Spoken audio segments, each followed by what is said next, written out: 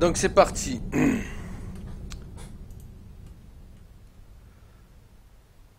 Le titre de l'histoire, c'est Un week-end qui tourne mal. Nous sommes le samedi 30 juillet 2006, lorsque nous nous sommes rendus en plein cœur des poumons verts d'Annecy, pour une journée et une nuit de camping sauvage. Ce n'était pas la première fois que nous en faisions.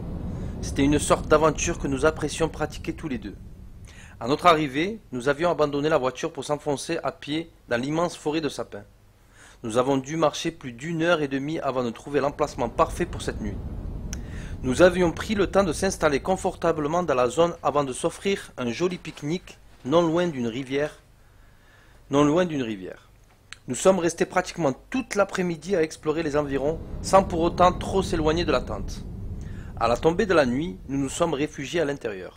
Le vent devenait plus présent à chaque minute, provoquait l'agitation répétée de ces gigantesques sapins encerclant notre si petite tente. Ce doux son de la nature nous offrant au départ un sentiment de plaisir et de relaxation, s'était quelque peu métamorphosé en une sensation non pas angoissante mais dérangeante dans le sens où la nuit allait être plus mouvementée que ce que la météo avait prévu. Mais il était hors de question de terminer cette soirée à cause d'un temps subitement devenu capricieux. J'ai d'ailleurs profité de cet instant pour inventer des histoires peu rassurantes afin d'effrayer ma femme, même si, visiblement, cela semblait très clairement l'amuser plus qu'autre chose. Sans doute à cause de mon incrédibilité dans mes paroles et de mon jeu d'acteur pas très convaincant.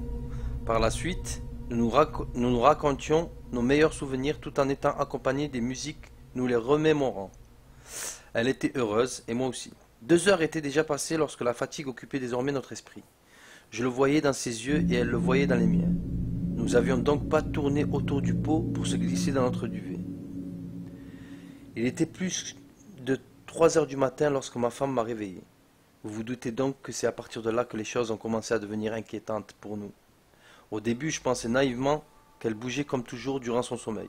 Mais je rendis vite compte du contraire, lorsqu'elle prononça à plusieurs reprises mon prénom à mon oreille.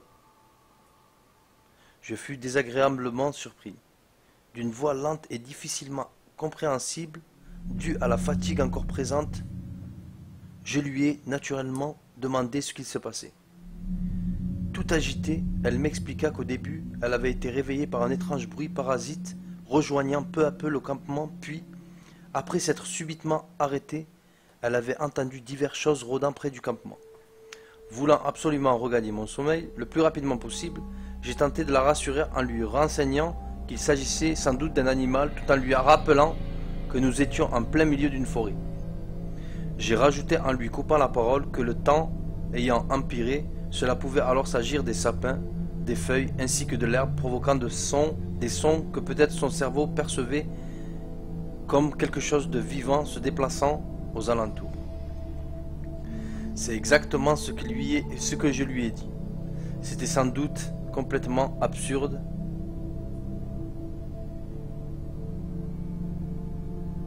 J'en suis où ? Et dépourvu d'explication, mais ce baratin avait suffi pour la calmer. C'était le principal pour moi à cette heure tardive. Cependant, je fus avec elle pris d'une montée soudaine d'adrénaline, quand différents craquements facilement discernables comme étant des pas se sont fait entendre. Bordel, je priais dans ma tête pour que ce soit une simple bestiole. Mais, pour vous dire, d'après ce que je pouvais très bien distinguer, c'était identique au son que provoquaient nos pieds lorsque nous parcourions la forêt durant la journée. Peut-être que cet effet de surprise me focalisait sur les pires scénarios possibles, mais c'était très stressant. Les quelques branches et la végétation frottant les choses autour de nous nous faisaient ressentir un sentiment que j'espérais ne plus revivre de sitôt. Les bruits continuaient, puis s'arrêtaient, puis recommençaient. Cela se répétait sans cesse. De plus, ça errait très distinctement et de manière totalement aléatoire à quelques mètres à peine de notre position. Il devait certainement en avoir une dizaine, sans exagérer, vu le vacarme que cela provoquait. Puis ils se sont arrêtés. L'une de ces bêtes, ou je ne sais quoi, s'est approchée de l'entrée de la tente. J'avais juste à ouvrir pour y découvrir ce que c'était. Mais c'était impossible. La peur m'empêchait de faire quoi que ce soit. Et comme si ce n'était pas suffisant, cette chose, ou devrais-je maintenant dire cet individu, appuya ce qui me paraissait être sa main contre la tente, pour ensuite la balader jusqu'à la fermeture. Il était possible d'entendre la forte respiration imposante que faisait la personne de l'autre côté. Quand est-ce que ça va s'arrêter? Me dis-je à moi-même en serrant ma femme dans mes bras. C'est alors qu'il commença à ouvrir délicatement la tente. Laissez-nous tranquilles, hurlai-je en espérant que ça fonctionne. Après un court instant chargé d'appréhension et pour le coup très angoissant, les types se sont éloignés jusqu'à laisser place à nouveau au vent devenu violent. Profitant de la situation pour refermer la tente, en l'espace d'1 ou 2 secondes, j'ai remarqué grâce à l'ouverture, ces personnes agitaient le pas vers la forêt dans tous les sens. Ouais, Audiena, le bruit m'a fait rage. Oh putain. J'en étais où? Après un court instant chargé d'appréhension et pour le coup très angoissant, les types se sont éloignés jusqu'à laisser place à nouveau au vent devenu violent. Profitant de la situation pour refermer la tente en l'espace d'1 ou 2 secondes, j'ai remarqué grâce à l'ouverture ces personnes agiter le pas vers la forêt dans tous les sens en effectuant des gestes incohérents. Ces silhouettes noires dégageaient également des sons inaudibles, des sons complètement inconnus, je dirais, mais l'intonation ressemblait vaguement à une personne ivre morte tentant de parler à voix haute. C'est compliqué à expliquer. Nous sommes restés un long moment silencieux. Je pris une grande respiration pour ensuite évacuer toute cette terreur en moi. Juste après, un rire nerveux s'échappa de ma gorge. Ma femme, elle se frottait maintenant le visage, puis ingurgita plus de la moitié de la bouteille d'eau. Enfin, quelques mots sortis de sa bouche. Putain de merde, c'est qui ces fils de pute? J'ai quand même suggéré d'attendre un peu afin d'être sûr que ces tarés se sont barrés. Cigarette en bouche, nous sommes par la suite sortis de la tente en rangeant nos affaires dans le sac. Je ne pouvais pas m'empêcher de sursauter à chaque bruit que la nature engendrait. Pour ne rien vous cacher, je tremblais dès que j'avais le dos tourné à la forêt. Je râlais à chaque fois que je n'arrivais pas à rentrer quelque chose dans un sac. L'anxiété me rendait tellement maladroit, je voyais très bien que ma femme ne voulait pas perdre une seconde. Elle était silencieuse, mais dans ses faits et gestes, je n'y voyais que de la frayeur.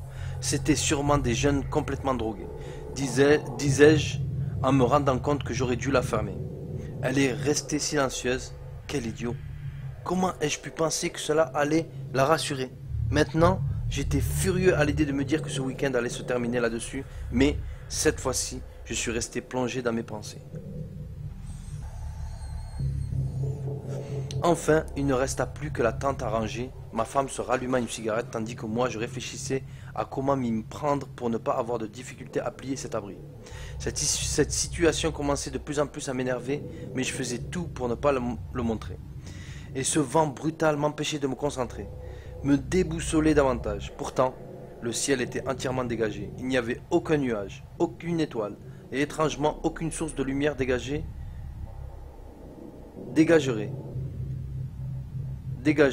en temps normal. La lune, en fait, le ciel dégagerait en temps normal la lune. En fait, le ciel était juste noir. J'ai soupiré et secoué la tête en haussant les sourcils afin d'exprimer ma confusion la plus totale par rapport à la météo. Pour vous dire, je n'avais pas vraiment la tête à chercher une explication à ce niveau-là. Après plusieurs essais, pour ranger cette fichue tente, j'ai inconsciemment dit à ma femme « Fais chier, surtout, ne viens pas m'aider ». Ce qui l'énerva à son tour sans grande surprise. À ce moment précis, j'avais juste envie de tout balancer et de partir de cet endroit le plus vite possible. Putain, c'est la mafre, ça. Ah, ils sont complètement mafrés. Là, c'est... Dehors. C'est alors que nous percevions au loin un autre bruit, difficilement descriptible. Dans un premier temps, ça ne ressemblait en rien à ce qui se déplaçait autour de nous, ce qui nous a tout de même un peu soulagés. Non, c'était que quelque chose d'autre. J'ai réussi à convaincre ma femme de s'éloigner un peu de la tente encore sur place afin de savoir ce que cela pouvait être. En nous concentrant un maximum, nous avions compris l'origine de cette turbulence en continu. J'ai regardé ma femme et lui ai demandé d'un air étonné: « Il pleut ?» Nous avons levé la tête en plaçant les paumes de nos mains vers le ciel. « Pas ici en tout cas, » me répondit-elle. En éclairant au loin avec la lampe torche, je voyais très facilement la pluie battante s'écrasant sur le sol. Je me suis retourné vers ma femme, en ayant l'air totalement perdu concernant cet événement lorsque j'ai remarqué qu'à plusieurs mètres derrière elle se tenait un de ces types. What?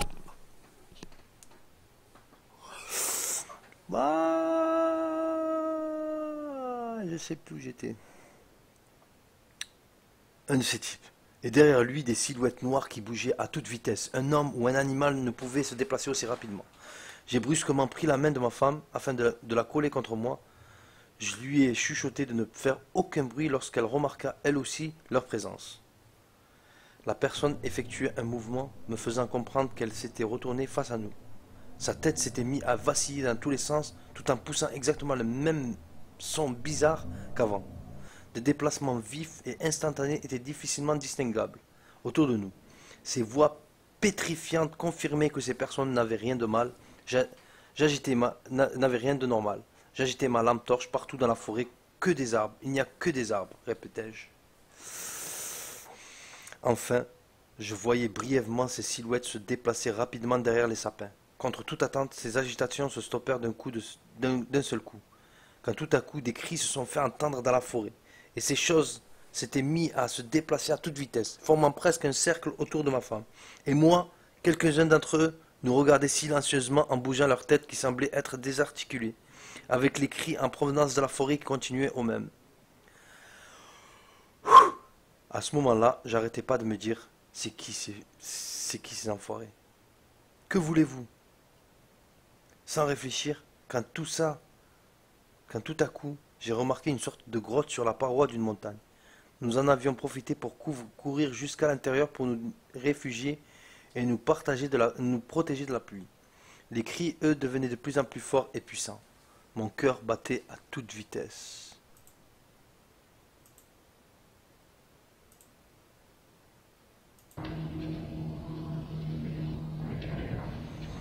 Une fois à l'intérieur, nous les entendions marcher tout droit vers nous. Aussitôt après, ce crissement très perturbant, identique à celui qu'avait entendu ma femme avant qu'elle ne me réveille, résonnait dehors avec le bruit de la pluie et des cris. Quand tout à coup, 3 d'entre eux se sont mis debout à l'entrée de la grotte, en train de regarder fixement. Leur tête faisait des mouvements étranges. Elles tremblaient toutes seules, de gauche à droite, très rapidement.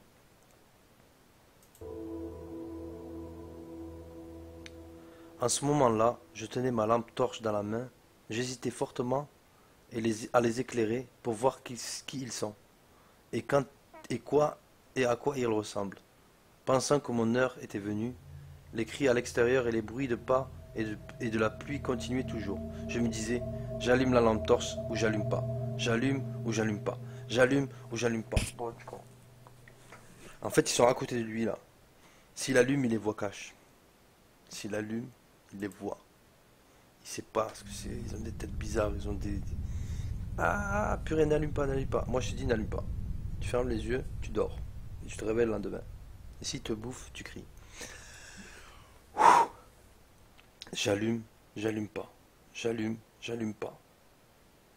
Pendant que mon cœur battait à toute vitesse, au moment où je m'apprêtais à allumer, une main me tapa à l'épaule gauche. Mon cœur a failli lâcher à ce moment-là, pensant que c'était l'un d'eux. Mais c'était ma femme. Elle m'avait dit: il y a une galerie là-bas. Viens, on y va, on n'a rien à perdre. On se retourne directement et on avance en étant accroupi. Au même moment, on entendait derrière nous quelqu'un. C'était eux, ces choses étaient en train de nous suivre. On décide d'accélérer le pas. En fait, puis ils avancent, ils les entendent en fait. On décide d'accélérer le pas en se retournant, sans se retourner. On entendait toujours des craquements au-dessus de nous et derrière nous. Ces choses savaient exactement où on était et n'arrêtaient pas de nous suivre. Je me demandais à quoi ça servait de continuer à avancer. On est foutu de toute façon. Mais on continuait quand même à avancer, en n'ayant pas la moindre idée d'où on allait. pendant que ces choses nous suivaient derrière et que la galerie où on était devenait de plus en plus étroite. On avait de plus en plus de mal à respirer. On n'avait plus assez de place pour avancer l'un à côté de l'autre. Ça, en fait, la grotte, elle se rétrécissait. Je me mis devant et elle me suivait juste derrière. On a avancé pendant peut-être 10-15 minutes environ, jusqu'au moment où on arrive à une sortie qui donnait dans le vide, qui donnait sur un puissant courant d'eau. On s'était arrêté là pendant un instant. En écoutant bien, on entendait toujours ces cris environnants. Et ces choses et ces choses nous suivent derrière nous. Ils se rapprochaient de plus en plus et les bruits qu'ils faisaient étaient de plus en plus forts. J'avais dit à ma femme, bon, on n'a plus d'autre choix. Faut qu'on saute. Si on reste là, on ne sait pas ce qui va se passer. Ils seront bientôt là. En fait, il y a un ravin. J'ai donné la lampe torche à ma femme pour qu'elle éclaire derrière elle. Je voulais pas sauter. Je suis un très mauvais nageur. Je suis resté quelque temps à gamberger. Quand d'un coup, elle se mit à hurler derrière moi. Ça y est, ils étaient là, juste derrière nous. Je tournais ma tête pour voir ce que ma femme avait vu, pour voir à quoi il ressemblait, mais impossible, l'espace était trop étroit. Je dis, allez, il faut qu'on saute de là. Je saute, suis-moi. Et pris mon courage à deux mains et je m'exécute. Après ça, mes souvenirs sont flous. J'étais mal retombé et le courant m'a emporté. Je m'étais évanoui quelques instants avant de reprendre mes esprits. Le courant m'avait enfin déposé sur la terre ferme. Après un long moment passé dans l'eau, épuisé pour ne pas me noyer, j'étais resté caché à attendre ma femme dans le courant que le courant amenait, au même endroit que moi. Je suis resté 20 minutes à attendre, quand d'un coup, je réentendis du bruit autour de moi. Je n'avais plus de lumière pour m'éclairer et il faisait nuit noire. Après avoir attendu aussi longtemps, je commençais à croire qu'elle ne m'avait finalement pas suivi. Enfin, je sais pas, je craignais le pire. Peut-être qu'elle n'avait pas eu le temps de sauter de la galerie. Je décide donc de courir le plus loin possible pour prévenir les secours. Je commence à taper, putain, il laisse sa femme, il n'achève. Ouais, bravo. Ah, franchement, là, c'est pas bien. Moi, je l'ai rattrapé par les cheveux, j'aurais sauté avec elle, mais direct. Mais c'est sérieux le type ou quoi? Je décide donc de courir le plus loin possible pour prévenir les secours. Je commence à taper un sprint à travers la forêt. Les bras me protégeant le visage, je ne voyais rien du tout. Je courais à l'aveugle alors que j'entendais derrière moi ces choses qui étaient encore à ma poursuite. Je cours, encore et encore, jusqu'au moment où j'aperçois une lumière. C'était un feu, un groupe de campeurs qui étaient là. Me voyant débouler à toute allure, ils m'ont demandé si ça allait, si j'étais perdu. Après leur avoir expliqué ce que je venais de vivre, ils décidèrent de plier bagages et me raccompagner en ville en voiture. Après avoir raconté cette histoire à la police, des recherches ont été faites pour retrouver ma femme. C'est quelques jours après que j'ai su. Son cadavre a été retrouvé dans la forêt, à des kilomètres, totalement déchiqueté, son crâne totalement explosé et aplati, sa cervelle y dépeçait, son ventre ouvert, laissant là aussi dépasser ses boyaux, les jambes et bras arrachés et broyés. Des photos ont été prises, aucun animal ni être humain ne pouvait faire une telle chose. Mais j'avais malheureusement raison, elle n'avait pas pu sauter à temps, et c'est sûrement à cause de moi. J'avais mis trop de temps à sauter, et ces choses ont eu le temps de mettre la main sur elle, et l'ont traînée sur des kilomètres avant de la massacrer. Par contre, aucune trace de ces choses. Qui ils sont? Et d'où venaient-ils?